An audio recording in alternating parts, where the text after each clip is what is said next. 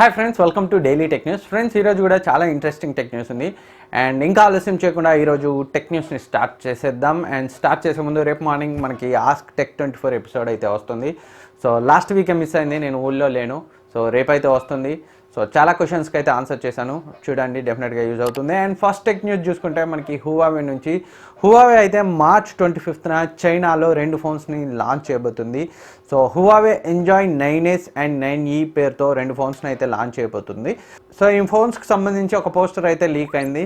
So ఈ పోస్టర్లో మనకి కనిపిస్తుంది బ్యాక్ సైడ్ 9Sకి ట్రిపుల్ కెమెరా ఉంది అండ్ 9Eకి సింగిల్ కెమెరా ఉంది.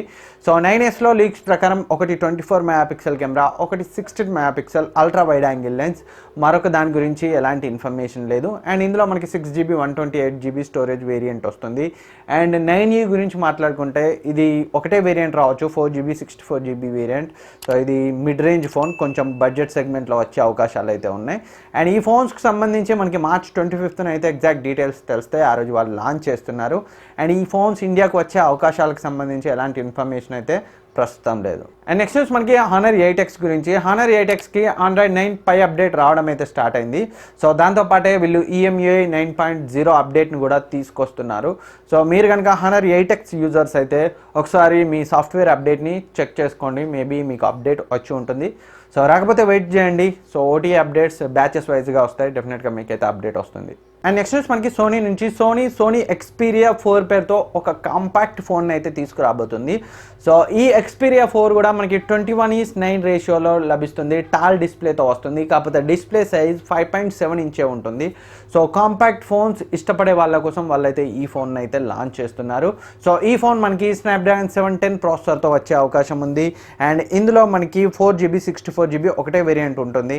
2800 mAh బ్యాటరీతో వస్తుంది. 3.5mm headphone jack, silver, black, purple, red కలర్స్లో ఈ Xperia 4 వచ్చే అవకాశం అయితే ఉంది. సో చూద్దాం మరి ఈ Xperia 4 ఏ ప్రైస్ రేంజ్లో తీసుకొస్తారో మనకి మరికొన్ని రోజుల్లో అయితే తెలుస్తుంది. నెక్స్ట్ న్యూస్ మనకి పబ్జీ నుంచి. పబ్జీ ఆడుతూ మరొక వ్యక్తి అయితే సూసైడ్ చేసుకున్నట్లు ద హ్యాండ్స్ ఇండియా అని పేపర్ అయితే పబ్లిష్ చేసింది.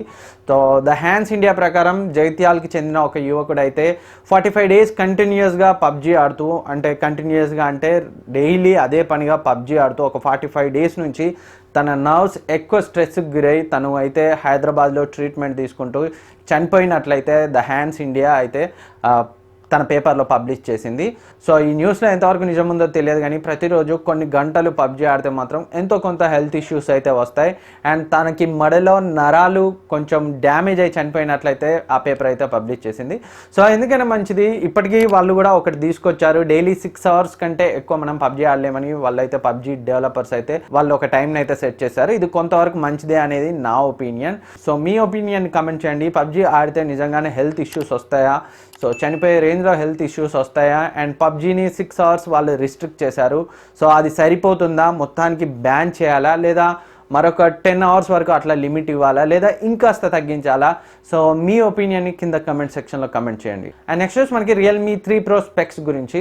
సో Realme 3 Pro ఏప్రిల్లో లాంచ్ చేస్తామని వాళ్ళు Realme 3 లాంచ్ అప్పుడే అనౌన్స్ చేశారు.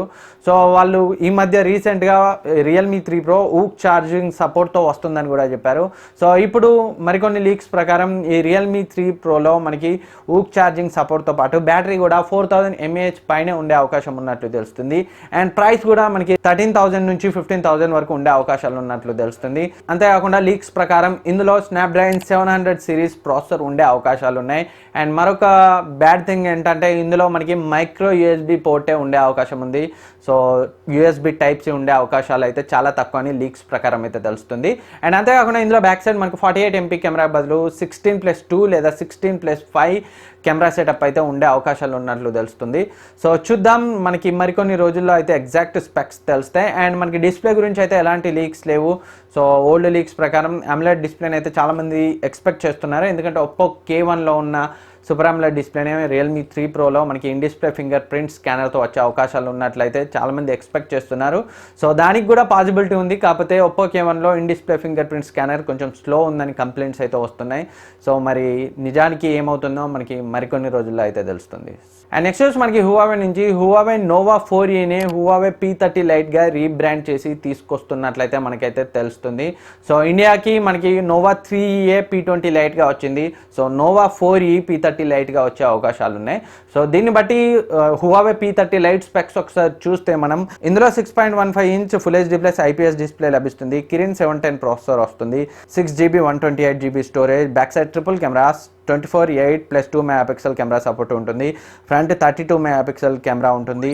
బ్యాటరీ విషయానికి వస్తే ఇందులో 3340 mAh బ్యాటరీ ఉంటుంది. Type-C పోర్ట్తో వస్తుంది. ప్రైస్ విషయానికి వస్తే దీని యొక్క ప్రైస్ 23,000కి కాస్త అటు ఇటుగా ఉండే అవకాశాలు అయితే ఉన్నాయి. సో ఫ్రెండ్స్, ఇది ఈ రోజు టెక్ న్యూస్. ఈ వీడియో మీకు యూజ్ అవుతుంది అనుకుంటున్నాను. ఈ వీడియో మీకు నచ్చితే లైక్ చేయండి, సబ్స్క్రైబ్ చేయండి, మీ ఫ్రెండ్స్కి షేర్ చేయండి. Thank you for watching. రేపు మార్నింగ్ ఆస్క్ టెక్ 24 ఎపిసోడ్లో మళ్ళీ కలుద్దాం.